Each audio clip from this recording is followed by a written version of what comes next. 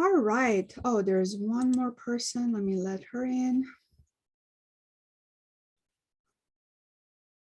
Hi, welcome. So I'm going to go ahead and get started. We're a couple minutes past the hour. I want to make sure I have enough time to get through this information. I want to welcome those that are zooming in right now. Thank you. And those who will be watching this later, I want to welcome you as well. And so I'm just going to go ahead and get started. So my name is Melina Sardar, and I have been operating my business as a coach and also as a human skills trainer. And I've been doing this work for 20 some years. And really, my journey started with my own personal transformation. And those of you who've been through my workshops before, you know that I share a lot of my own personal experiences. And today is not going to be any different. I will be sharing one of my personal experiences through what I'm teaching today. So I really I'm passionate about this work because I truly believe in any environment, especially work environment. It's absolutely necessary for us to have enough awareness of ourselves, and as well as leaders need to have awareness of who they're dealing with as far as their staff and employees. And so I'm always passionate about teaching this particular topic, which is about managing our emotions and emotional intelligence. So I'm going to be going briefly into that today, and then but teach a very specific technique of how to handle emotional hijack moments. So my background, I do have a master's degree in psychology with an emphasis in marriage and family therapy. Although I finished all my hours to be licensed, I chose not to go down that route. And I opened my practice as a certified coach. And as a matter of fact, this week, I'm part of a accelerated evolution coaching program and training. I'm always working on enhancing my own personal skills so that I can be the best version of me when I'm sitting in front of individuals and I'm helping them. So that's what qualifies me to talk about these topics and share some of my knowledge and expertise. So I always start with how you can listen to today's presentation. For most of us, almost all of us, we always come into an environment with some preconceived ideas of what this workshop may be, of who these people are, in any environment that we go to. So for some of you, you may have come here today, or you're logging in today with some a form of listening, like a form of preconceived idea of what this workshop may be about. And I really want to invite you to put all that aside and really listen to today's presentation from a particular place, and that's with your own life in mind, with some of the things that you're interested in accomplishing and some of the things that you're currently dealing with. So how you can listen is really just show up with that intention in this moment and see how we share things, how you can let me just mute everybody, how you can walk away with benefits. Really, the idea is for you to be here with a new intention, not from a preconceived where, oh, I already know this stuff. Oh, I already know how to manage my emotions. Oh, I've been through Melina's workshops before. I know how this is going to go. But just really be here with a fresh mind and an open mind to see what you can walk away with. So having said that, I do want to invite you to focus on what are you right now when it comes to your own personal life right now. What is something that you're dealing with or interested in accomplishing? And you can share this out. Oops, I'm sorry. Let me go back. And you can share this out loud, or you can just put it in the chat for me. Or just think it in your mind. So what is one thing that you're currently interested in accomplishing or something that you're dealing with? So think about that for a minute. Just kind of check in with yourself. It can be work related. It can be personal. And like I said, you're welcome to put it in the chat in private, or share it with everyone. Thanks, Ramon. Finish your BA, your BA. Wonderful. That's a huge accomplishment. Love it. I'm sure while you're working, while you're juggling so many different things, you're also pursuing your education. That's wonderful. Okay. All right. So I'm sure those of you who didn't share and those of you who are watching this after, you thought about something. And one thing that I'm actually also dealing with is I'm kind of in, like I'm saying, this training that I'm taking this week on this accelerated evolution coaching. And I have another program going on, is like just to really make time to take in the information and start practicing them. That's something that I'm also dealing with, like managing my time so that I can carve out time to do that. Okay.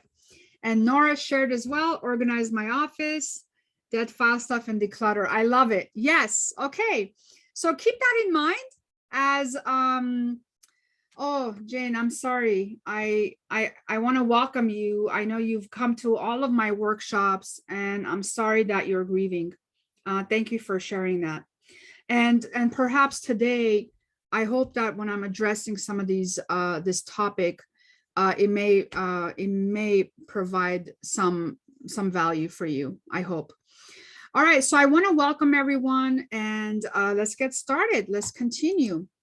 So just really, I know you guys are probably logging in from work and there's probably a lot of distractions. If you could just put everything aside, not respond to any emails, and just really fully be present, that would be amazing, so that we can get through this workshop and have it add some value for you. And if you have any questions for me, feel free to put it in the chat. And if you think of something after we're done, because we only do have an hour together, less than an hour now, but feel free to email me at coachmel2020@gmail.com, and I'm happy to respond in that space as well. So what are we going to be covering today? We're going to understand, I've taught this workshop, not this particular one, but I've taught a workshop on emotional intelligence. I think that was my very first one when I started with Santa Barbara County. And I'm going to just do a brief review of a few slides of that, just to get a background of what is emotional intelligence and why is it so important. And then I'm going to dive into what is emotional hijack. Okay. The scientific term of that is called amygdala attack, but I like to use the emotional hijack term. And then we're going to also talk about some techniques to handle the emotional hijack states, which we all can go into that state at any given time. Okay, several times a day, and I'll talk more about that. So I always like to start with this, like, what's bugging you right now? What's here? What's fogging you up? What's blocking you from being here? Or generally, like, what's just bugging you in your life right now? You know, what are you, maybe some things that you're affected by emotionally. I just want you to grab a piece of paper and just jot them down. There's no right or wrong. Please be honest with yourself. Don't limit yourself. And just write down whatever is bugging you, you know, the weather, the vaccine situation, having to work with a mask, anything that's just bugging you. We want to just dump all that out, because I can't teach you new material if you're emotionally charged. Thanks, Ramon. You put it in the chat. You can do that as well.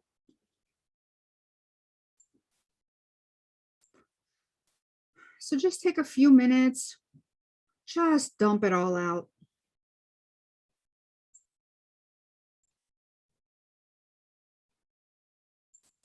Maybe some changes you need to make, people at work, family members.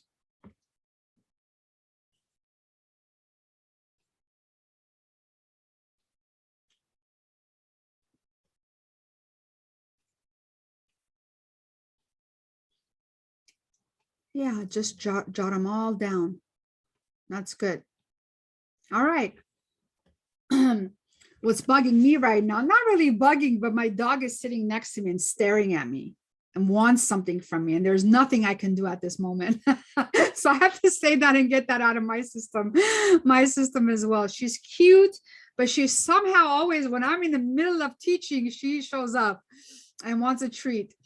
So I got that out of my system as well. Excellent. So thank you for doing this. And again, the reason why I do this is because anytime we're charged emotionally, like there's stuff bugging us, we can't concentrate because we're focused on that thing or that idea or whatever it is that's going on that was distracting us.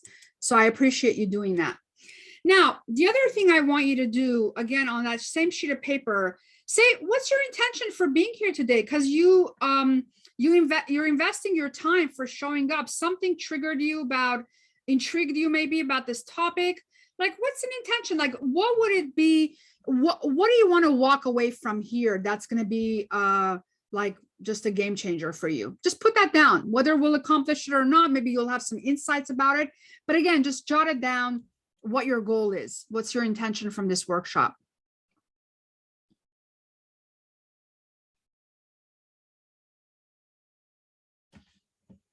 And then the next thing I want you to do, ask yourself, am I willing to take personal responsibility for how things are going in my life right now? And or am I willing to take personal responsibility of how the outcome I want to get from this workshop? Just like, again, do a check-in with yourself, because that's where our experiences change, when we're willing to take personal responsibility. And I tell you, this was a huge one for me because most of my life, up until my 20s, 23 to be exact, when I started learning more of this emotional intelligence education, I was a complainer, I was a blamer, I was a nagger. And I'm not saying that I don't do that at all anymore, but it's not what it used to be. And so, and really what shifted for me and what put me on a whole different path in my life was the willingness for me to stop blaming people and the willingness to take personal responsibility for how I wanted my life to become. It was so easy to blame my parents and the fact that I was an immigrant to this country. My parents, why did they bring me at age 13? Why didn't they bring me sooner so I could have more friends that I grew up with? I mean, you name it. I had a list of this narrative, this story that I would use to not progress in my life. So it's just really important to take that personal responsibility. All right, so I want to just dive into this concept of EQ. EQ really started back in the 80s. Daniel Goleman is really the person who started talking a lot about this because there's always been such emphasis on emotional intelligence, IQ, right? But there was very little concentration on emotional intelligence, which really is about how we manage our emotions in a work environment. It's the soft skills that are needed. And more now, this is becoming such a important piece to the puzzle of success for anyone. We always say IQ gets you the job, but EQ gets you promoted.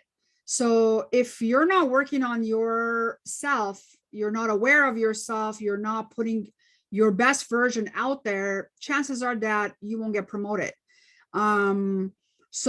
And that's not me saying it, that's just the general belief around this topic. So if you want more resources, there is a book out called Emotional Intelligence 2.0. There is a CD in here, or now maybe it's a link. Back in the day when I got this, there was a CD, but now I'm sure it's not a CD anymore. It's a link to take a test and measure your emotional intelligence level. Which is really profound when you do it, because most of us, we think, oh, I'm pretty good, like I'm pretty aware and I'm nice to people and I know how to manage my emotions, I know what affects me. But even when I took this, I was like, wow, I learned a lot about myself, and I realized that there were a lot of black spots that I wasn't looking at and that I wasn't aware of, and it just allowed me to start paying more attention. So I just wanted to put this as a resource. I have created another version of an assessment that I use in my workshops and in my teachings. If you're interested in a copy of that, feel free to email me. I'll be happy to share that with you, so you can take that one if you don't care to buy this book. So what is emotional intelligence? Emotional intelligence is a part of you that affects every aspect of your life. So it's not something that you can say, well, I don't really need emotional intelligence, at home, or I don't really need emotional intelligence at work. No, you need it everywhere. Even when you're standing in line at the grocery store, even when you're stuck in traffic, we need emotional intelligence. So it's the understanding of the root causes of our emotions and how to use them so that it works for us versus against us. So it's about being able to identify them and then have ways of how we want to project them once we are aware of them and so forth. Okay. And honestly, this is not a training that we get in school. I didn't get it. I didn't even get it in my master's program, and my master's was in psychology. I think now they're starting to teach this more and more. But back in 2001, when I got my degree, this was not being taught. I had to take extra classes on the side to enhance my skills in this area. So you're welcome to take pictures of the slides if you want to reflect on them later. But just know that this workshop will also be available on the Santa Barbara workforce site, so you can go back in there and take pictures if you don't have the means to do that right now. So emotional intelligence is comprised of the following characteristics and abilities. The number one is self-awareness. Okay, I can't emphasize that enough. Then self-motivation, and then mood management, how we manage our mood, managing relationships, having empathy for ourselves and also others and what they're going through, the ability to forgive, which is really about releasing the suffering that we're in, and just being able to make healthier choices in our life. So these are some of the characteristics that involve in emotional intelligence, that if we want to enhance ourselves and increase our emotional intelligence level, we need to be able to be willing and also look at these different areas in our life. Okay. Now, again, this workshop in particular is not about emotional intelligence, so I'm not going to dive into this very deep, but I did want to kind of put that out there so we have a foundation of what I'm going to be teaching in a little bit, so you have a little bit of a foundation. So why is EQ necessary and important? Someone who has a higher level of emotional intelligence, they can manage their impulses. And I can probably ask how many of us, and we each probably will raise our hand, have experienced moments where we were not able to manage our impulses, where we reacted, where we said things that then later we're like, oh my God, I can't believe I said that. I shouldn't have done that. I shouldn't have said that. Emotional intelligence also allows you to communicate effectively, because once you can recognize where you're at and your emotions and you acknowledge them, then your communication is more effective. It's not aggressive perhaps, and it's and people understand what you are going through. With emotional intelligence, you're able to understand someone else's perspective, and that's where the empathy comes in. Because when we're really connected to our pain, or we're in our world, it's very difficult for us to just even for a moment understand, well, where is this person coming from? And I have a perfect example for that. An experience I had many years ago is when I went to DMV with my cousin who had just immigrated to the States.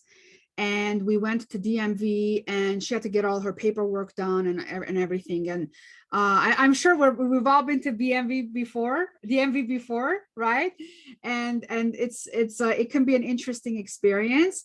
And so as we were at the counter, the woman who was assisting us, she was, she was very rude and not friendly at all. And like, she was like throwing papers around, sign here, sign there, stamping. Just, I mean, you could just tell that she wasn't doing well. And my cousin like really took it personal, and she started like, and she's like, whoa, can we talk to the manager? And I was like, and I just told her, I said, hold on. My cousin's name is Diana. I go, Diana, hold on. And I looked at this woman and I just asked her, I said, is everything okay? And this woman, like this whole time, she hardly had any eye contact with us. And she stopped and she looked up to me and to respond to me. She said, no, everything is not okay. And I said, what's going on? And she said, well, my dad was diagnosed with cancer. And this very minute he's being admitted to the hospital, and I just could not take a day off because we're short staffed. I couldn't take a day off to be with him. And I need to work because I need to pay for all these expenses that he's going to incur. And I just stood there, like just really understanding her perspective and where she was coming from as far as why she was behaving the way she was. So after she said that, then she calmed down. She actually went extra out of her way to assist us and take care of us, and was just, I'm telling you, she completely shifted as a human. Her behavior completely shifted. And we walked out, and my cousin was like, oh my God, like, I'm glad I didn't add any more pain to this woman than she was already in, right? Because we could have gone ugly too. We could have said, oh, you're doing this because we're foreigners or whatever, right? I mean, we give things meaning and we make it about us, and we don't allow to understand someone else's perspective. And this is like more of a reality now than it has ever been. With everything that's going on. So when you have a higher level of emotional intelligence, you're able to just stop and understand someone else's perspective versus immediately making it about you. Okay. Now, am I saying that there aren't rude people out there or people that just don't want? I mean, there's all kinds of people out there, but my thing is, what meaning do I want to give it? How do I want to perceive the experiences I'm having with humans? Do I want to make it about me, or do I want to understand where they're coming from and just kind of meet halfway, right? Again, personal choice, personal responsibility. That's why I put that piece in there saying, what am I willing to be responsible for? And when I was standing in front of that counter with that woman, and years before, I had made a commitment to myself that I was never going to blame the world or others for my experiences, then at that moment, I was responsible to show up the way I needed to show up to get what I needed to get done, right? So that's why I always talk about that personal responsibility piece. And with emotional intelligence, we're able to manage change well because we don't get stuck in our emotions for too long, and then like maybe wake up 10 years later and realize, wow, what did I do? I just wasted 10 years of my life. So we're able to learn how to manage change better. We're able to solve problems, and we're just able to respond to situations appropriately and make good decisions. And that's why emotional intelligence is so vital. I want to just give you a picture of what does someone with low emotional intelligence look like and someone with high emotional intelligence look like. So people who have low emotional intelligence levels tend to be more aggressive, bossy, confrontational. They're easily distracted. They're selfish, impulsive, resistant to change, passive, unresponsive, slow, stubborn, critical, picky, fussy, hard to please, perfectionistic. Now, I know none of you are this, okay? But I know at least one person in your life that is, okay? But the truth of it is that if you are relating to some of this on this list, it's okay to acknowledge it. I mean, when I looked at this list 20 some years ago, I didn't want to admit to any of this, but I had a lot of these checked off. Okay. Yeah, a lot of them. Okay. I was a poor listener. I wanted to be heard. I didn't want to listen. I needed to say what I need to say. And I don't care, what you have to say. you know, very much like a shark, like in your face. And yeah, very aggressive. I had zero emotional management skills. I didn't grow up learning how to manage my emotions. The only way my parents taught me how to manage my emotions, my mom would say, "Oh, honey, you'll grow up and you will forget it." Ouch. Yeah, I never forgot it. Okay.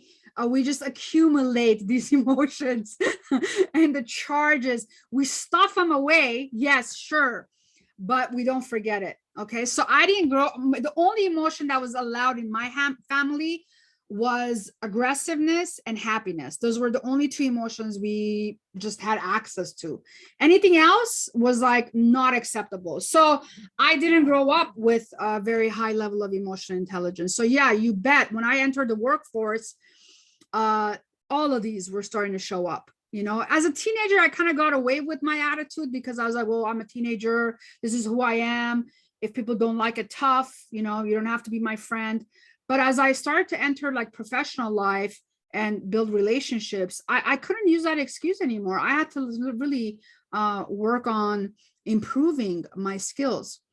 And someone with high emotional intelligence, you see the opposite side, which is they're more assertive, they're strong-willed, warm, enthusiastic, they're charming, patient, stable, consistent, good listeners.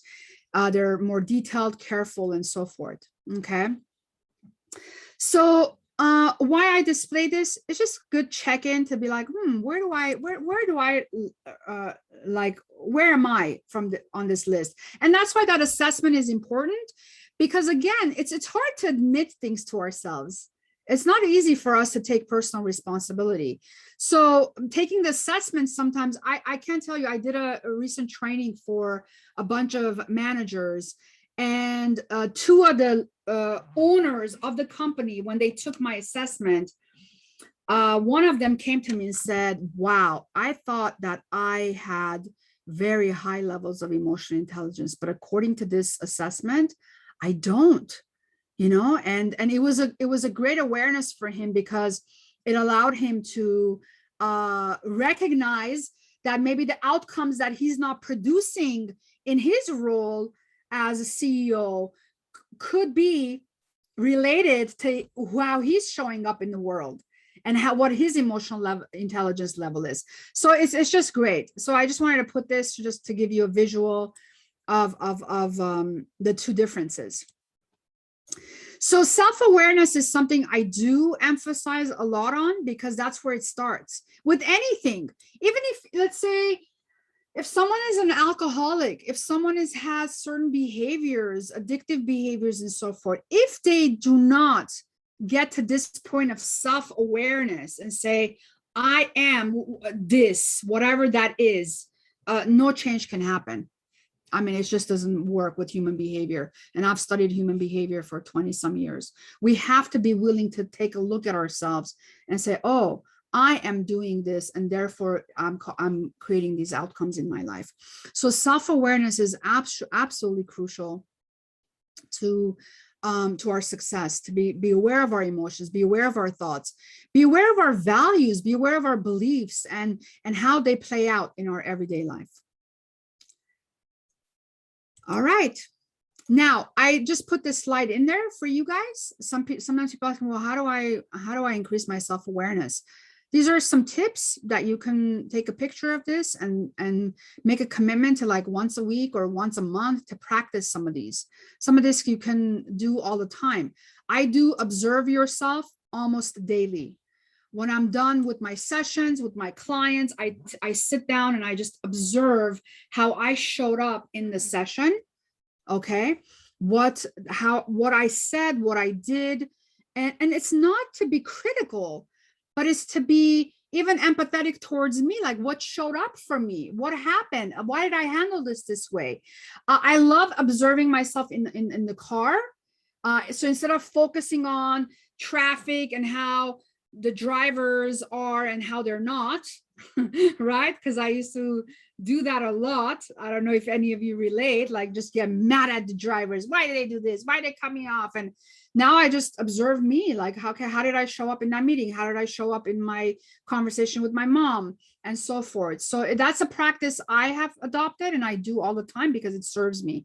Again, these are just some tips. Just I wanted to put that in there for you to have access to. I also put tips on how to do some self-management. Okay. Because emotional intelligence has actually 4 components. One of them is self-awareness, and the other one is self-management. The other one is relationship management and awareness of your surroundings. So, but I just included these 2. So again, feel free to take a picture of this and have this and make a commitment to do this just to manage yourself better. All right, let me see how we're doing with time. That's good. So I want to now dive into this concept of emotional hijack. And what am I talking about? What does that even mean? It's really about how we react to situations that happen. And we all, each and every one of us, even if we're from the same family, even if we've been married for years, even it does not matter. We all have our own unique way of responding to situations that happen in our life. Okay, because I'm sure you've heard this quote at some point: we're not disturbed by the things that happen to us, but by the opinion we give to the things that happen to us. And that's what this is really about. You and I can experience the same thing, okay, at work, and I can walk away from it with a completely different interpretation, and you will walk away from it from a completely different interpretation. And when I come to you and I want you to understand my interpretation, you may be like, oh, it's not a big deal. Like, I don't know why you're so worked up about that.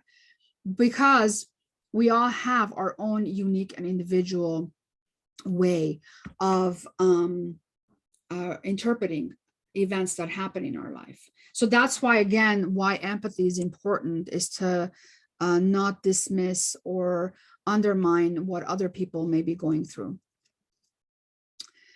Our specific manner of comprehending a situation dictates our subsequent reactions.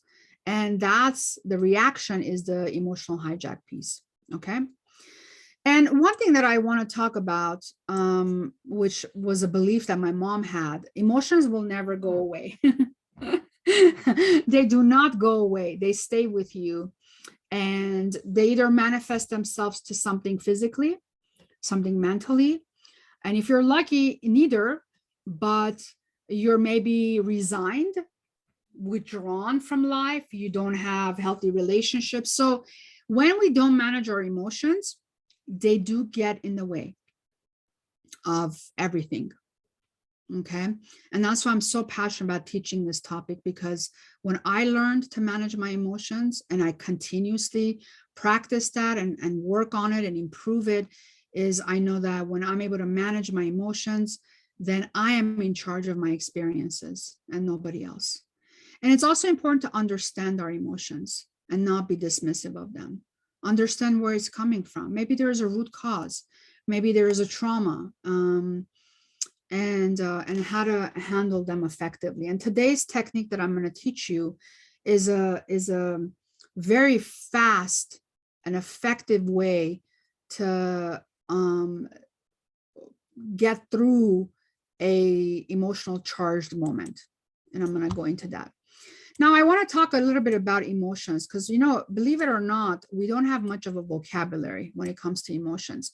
If you see back here, I have a wheel. This is the emotional emotion wheel of our emotions. Believe it or not, there is a lot of emotions that we humans can experience, but we don't have access to the vocabulary. We don't even know. When I ask my clients, I'm like, well, what are you feeling? How does this make you feel? They're like, I don't know. I'm just, they go back in their head, because we've learned to be very cerebral, very, very much in our head and not with our body and in our heart and feel the emotion. Again, that was my upbringing. I'm not saying everybody's like that. If you had parents or if you had a community that set you down and said, well, tell me what you're feeling and work through it, man, you're lucky. Okay, that's a blessing. That's something you want to embrace. But most people, again, I've been doing this work for 20 some years. Most people, and I've worked with people of different ethnicities, different backgrounds, different cultures, That's not common. So I wanted to just put like some words to what emotions we could be experiencing, or what kinds of reactions we could be having to situations that happen. You know, we could feel anxious. We could feel controlling. We may blame others.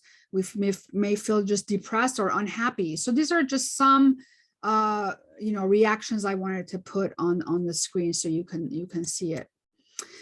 So let's talk about emotional hijack and what that means. So I want you to think about this for a moment.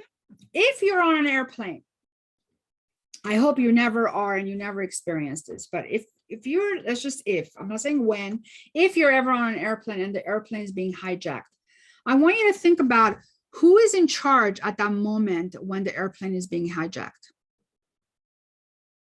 You or the hijackers? The hijackers, okay? And that's exactly what happens when we are hijacked by our emotions. Our rational mind, our logic mind is no longer in charge. And the only thing in charge are our emotions. And if we don't understand our emotions, we have no idea what's happening to us. And we react. And things can get pretty ugly during that time. People kill during emotional hijack moments. People murder. People punch into walls, break doors. I mean, these are things that I've experienced. I mean, not personally, but clients who said, and I got so mad, I just punched the wall and broke my arm. I mean, you know, what is it going to, what happens that it gets you to that point for you to be able to do that? Because if you have the logical mind at that moment working, you'll know if I punch this wall, chances are I'm going to break my arm or my wrist. But at that moment, you are not aware of, you are not in charge of your brain, you're a part of your brain. Okay. And I'm going to talk about which part that is. So I want to just read the definition for you. The amygdala hijack, which is the emotional hijack I refer to, is an immediate, overwhelming emotional response. It's an immediate, overwhelming emotional response with a later realization that the response was inappropriate, strong, given the trigger. Okay. And I'm going to share a personal experience with this. But I just want to show you what happens. So information usually enters from our spinal cord. We get information and it goes through our limbic system. It's the I feel, what I'm feeling about the information I'm getting. But then it goes to the rational, the front lobe of our mind, which is I think rationally, way over here. So what happens with emotional hijack is we're stuck in the limbic system.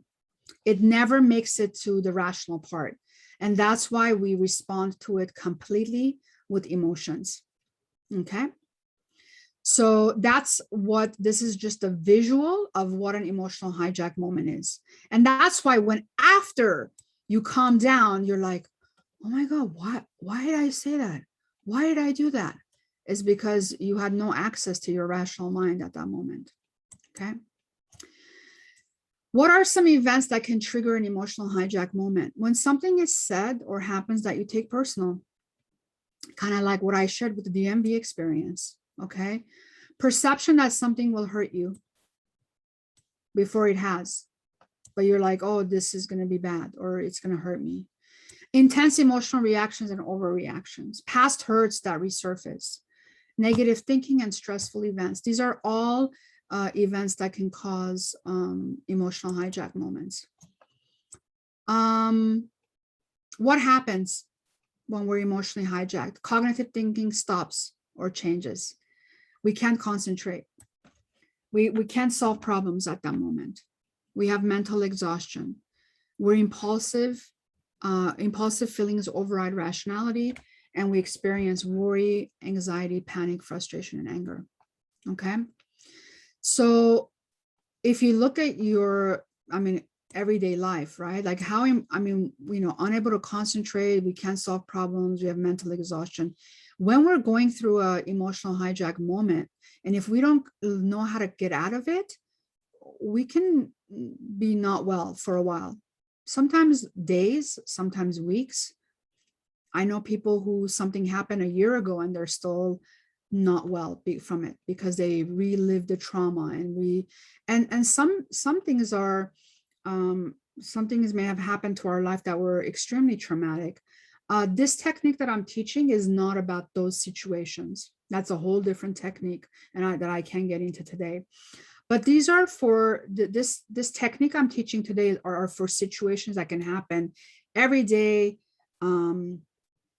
When someone cuts you off in traffic, when you're standing in line at the grocery store and someone says something that you find offensive, when you're on social media and your friends had a party and they didn't invite you, your grandma you think favors your brother or sister more than you. I mean, these are for those kinds of situations. I'm not talking about severe traumas that have happened. Okay, I just need to make that clear.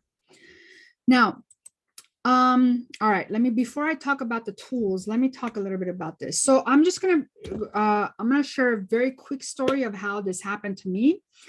This was 20 some years ago. I walked into my office. I used to work at City of Glendale, and as a case manager. I walked into work. I saw my boss, whom I loved dearly. She's still a very good friend of mine. I walk in there. I see her in a huddle with two of my other coworkers in her cubicle. And I said, "Good morning," and no response. And I walk into my office and I'm sitting down and I'm going, "Oh my God," like, and my mind is flooding, like my mind and my body is flooding with all these interpretations. And this was my conversation at that time. I knew it. I knew they don't like me. I know they're against me. I bet you anything they're talking about me. That's why they ignored me. And I went on and on and on, creating the story that I absolutely believed to be true. I even like looked over and I saw them and I'm like, "Oh my God, look at their eyes. I can see it in their eyes. Like, this is like vicious. Like, how can people do this? Like, how can people be so mean and ruthless?" And I'm just going on and on. Okay. And so it's been 30 minutes and I'm feeling all this. I'm stressed and I'm anxious. I can't breathe. I can't even concentrate on work. And I had so much to do that day. And I'm just sitting there and I'm like, I don't know what to do. I don't know. I can't work here anymore.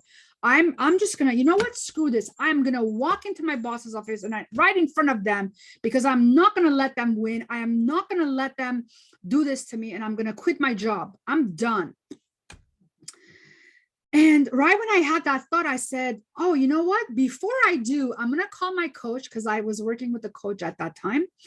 "And I'm going to prove to him that everything I tell him in my sessions is true and accurate. And this was perfect proof of how I work in a very unhealthy environment where people are like just fake and they're blah, blah, blah, whatever." So I picked up the phone and I called my coach, and my coach picked up and I said, "You know, I'm very angry right now. I'm about to quit my job. And I just wanted to tell you that, you know, I know you're trying to like get me to understand that the experiences I'm having is my experiences and nobody else has a fault. But I just want to tell you that that's BS. I don't believe it, because I did absolutely nothing and I'm being mistreated." And my coach said, "What happened? What are you talking about?" And I said, "I came to work. I said good morning to my coworkers and my boss, and they ignored me." And he said, "Okay. All right. So I'm going to pause that. I'm going to talk about the technique he used with me, which I have a slide to show you." Okay. So my coach's name is Dr. Edward Kudaverdian, and he has been a blessing in my life because he really supported me to understand things that I would have never understood before. So this is what happened. He said, "Melina, what happened?" I said, "This is what happened." And he said, "How did you feel when that happened?" And I said, "Oh, I don't want to talk about my feelings right now. Don't even go there. I know what I'm feeling. I'm feeling small and I'm feeling, dismissed, and I'm feeling rejected, and I'm feeling like no one cares for me, and I'm feeling like this is not a healthy environment for me. I'm feeling nobody cares." and he was jotting all these feelings down, by the way. Okay, and that's what you do. So I'm going to pause because I want this to be a teaching moment for you. So we always have to ask ourselves, okay, what happened? And you just say, this is what happened. My boss gave me a low evaluation. My wife didn't put salt in the food when I asked her to put salt in the food. My daughter forgot to buy the one item I asked her to buy at the grocery store. Are you following me? So these are the things that can happen that can trigger these moments. So what happened? So for me, I came to work, I said good morning, and I was ignored. I didn't get a response back. That's what happened. Then you ask yourself, which my coach did, how does what happened make you feel? And I told him, it made me feel dismissed. It made me feel small. It made me feel I don't matter. It made me feel that I don't belong here. So I was just telling him how I was feeling at that moment. I feel small and I feel like I'm not important. So you acknowledge and you don't argue with those emotions. And he never said, come on, you don't really feel that. No, because those are my emotions from my experience. Okay. And then he said, all right, I understand. And I'm sorry you experienced this. He goes, do you want to hang on to this emotional charge or do you want to let it go? I said, no, I want to let it go. I've been at this for like an hour now. Like I have to get work done. I can't concentrate. I'm thinking about quitting my job. And he's like, okay, all right. So then he did this formula with me. Okay, which I have in on the screen right now. And the goal of this formula is the following. I want to tell you, and then I'm going to demonstrate it for you, is to what happened and your emotions, they got locked in together, which is the emotional hijack moment. It blocked you from your rational thinking, and you are responding to this purely from emotion and no logic, which my emotion was telling me, go quit your job. I had a very good job with amazing benefits. It would have been dumb if I quit my job, but I didn't care. I wanted to remove myself from that environment because it was threatening me and it was bringing up emotions that I wasn't comfortable feeling. Now, the other question that you need to ask yourself in this moment, by the way, I have this technique written down step by step. If you want it, email me. I'd be happy to share it with you, like with the instructions. Okay, I just couldn't include all that detail on this slide. That's why I'm demonstrating it for you. He asked me, he said, these emotions that you are feeling, are they new emotions? And I said, no, they're not new emotions. He goes, have you felt these before? And I said, yeah, oh yeah, I've felt these. I feel these a lot of times. I have felt these even when I was like younger. Okay. And that's clue for you that the experience you had is the emotional hijack, that your emotions have always been with you, that you always react to these kind. And that was true for me. What I experienced at that moment is this pain and trauma I experienced with one of my cousins, one of my girl cousins, who would always dismiss me, single me out. When she was with her friends, I didn't matter. When friends weren't around, I was like the highlight of her life. But when her other friends would come, she would be very dismissive. She wouldn't, include me in the games they would play and so forth. So these emotions that I felt at that moment when I came to work and I said good morning, and especially my boss, whom I love so much, and my cousin, who I looked up to because she was a year older than me and I don't have any sisters. So to me, she was a sister. And so it was this, it's like almost like duplication of my experience when I was younger. Okay. Now, was my boss really doing that? No, but my trauma around it is what triggered the emotions.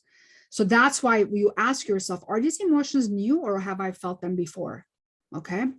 Then he went down this list with me. He said, Melina, let go of taking anything personal. And sometimes the first time you hear this statement, you can't actually do it. And I was like, what do you mean it's not personal? How is this not personal? I come to work and I'm pretty loud and I say good morning and I'm ignored. How is this not personal? And he said, let go of taking anything personal. That what they did and what they didn't do has nothing to do with you and everything to do with them. And I was like, oh, okay, yes, I can do that. So when you're going down this list, you need to tell your mind, because you can run this technique, by the way, on yourself very easily. Okay, all of my clients that have learned this, they literally, something happens at work, they run into the bathroom, they have a photo of this, they pull it up, they go, okay, what happened? Okay, my feelings, they're not okay. Let go of taking it personal. Let go of judging yourself and others. And I was judging them, right? And I was judging me. I was feeling sorry for me. And I was like, okay, and he said, let go of judging yourself and others, that no one is out to get you. There's nothing personal happening. And I was able to like, okay. So when you tell okay, you need to tell your brain okay, because that's when this emotional hijack moment is getting undone, which is you see in the picture. It's separating itself. Let go of assumptions. Now, was I making assumptions? Absolutely. I was assuming that they're talking about me, that they're out there to get me. He's like, let go of making assumptions. Okay. Stop feeling sorry for yourself. I was feeling sorry for myself because I was like, oh, poor me. How come I'm not included in that meeting? Why is this happening to me? It's the little girl that felt all that with my cousin, and those same emotions were present in this situation. And then came take responsibility of who you are. They can be behaving in certain ways that's not okay for you, but who do you want to be? You want to walk in there and make a scene? Do you want to walk in there and be rude and say things that is not part of your values? You can, but take responsibility of who you are. Okay. Let go and release of having any expectations. This was a big one for me, because I was expecting them that when I come in, because I'm Melina and I'm wonderful, that everybody has to drop everything and say good morning to me, right? Why? They're busy. I don't know what they're doing, but those were my expectations. And so I had to be honest with me and say, okay, I let go of those expectations. Be bigger than who you are. It's like rise above the situation and look at it from a different perspective. Maybe, perhaps, that's not what's going on. What you think is going on is maybe not what's going on. And kind of like, again, what happened with at the DMV, right? That what my cousin thought was going on is not what was going on. So to be able to do that and accept that what it is what it is, that there's no good or bad, fortune or unfortunate. It is what it is. And after you do this, and after I did this, he said, okay, which of the emotions that you were feeling before were there? And I checked in with myself, and a few of them were still there. So he ran the process again. Okay. So you can run this process. If there's still emotions coming up, you can run it again. After like 2-3 times of running it, I was good. I calmed down. It's like this cloud opened up. I could see clearly. And I was able to concentrate on my work. I started doing things. And then a few hours later, I walked into my boss's office. And because I was very close to her. And I was able to talk to her about stuff. And that's why it had hurt me even more, just like because I was very close with my cousin. And I told her, I said, hey, boss, I called her boss. I said, hey, boss, earlier today, what were you guys doing in the morning? I came in, I said, good morning. And I didn't get a response. And she said, oh my God, Melina, I'm so sorry. I didn't even hear you. She goes, we were planning Norma's surprise birthday party. So we must have been really in the zone and didn't hear you. And I was like, oh, I was going to quit my job over, you guys planning Norma's surprise party. And that was my, it's like, wow, I'm so glad that I had this tool to process me at that moment and not react, so that with something that was actually going to hurt me even more. I would have been out of job. I would have had no income. You get it? Yeah. So that's why I absolutely love this technique. Okay. And like I said, you can run this technique on yourself. Okay. You have access to it now. Sometimes I even have clients who don't want to run it on themselves. They'll just give me a call and they're like, Mel, my boss, blah, blah, blah, blah. And I'm like, what happened? What are your emotions? And it literally takes less than 5 minutes. Okay. I run this. they release it, they feel better, they can go back to work and concentrate on what needs to get done. Okay. Now, I know that I don't have too much time anymore to go dive into this, but I wanted to share this concept with you because it's truly been a game changer for me and a lifesaver. And I hope that it is the same thing for you. And just the bottom line is that we need to be able to learn how to manage our emotions and increase our emotional intelligence if we want to be successful in the world, because it is absolutely part of our personality, and it is not to be dismissed. Our emotions are not to be dismissed. They're there to be acknowledged. They're actually teaching us something, because emotion, when you break up the word, is energy in motion. Okay, motion, energy in motion. And if we can use our energy, if we can use our emotions to work for us, to create the kind of outcomes we want, we will be successful and will be much, ahead of the game than if we get stuck in them and months. And I can tell you, I have people who come to me and they've been stuck in their emotions for years. And some people, you know what? They exit this world with unresolved emotions. And that moment when they're about to exit, and I had this with a friend who was dying. She wanted her entire family there so she could forgive them and ask them to forgive her. But like, why wait until you're exiting this world to do this kind of work, right? So I really want to acknowledge you and thank you for being here today. I hope that this added some value for you. Thank you so much.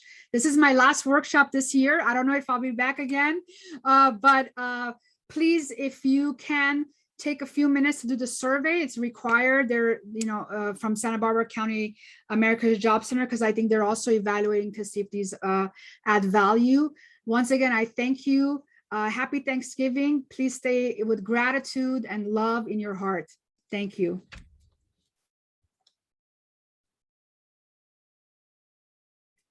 All right, let me stop, pause recording.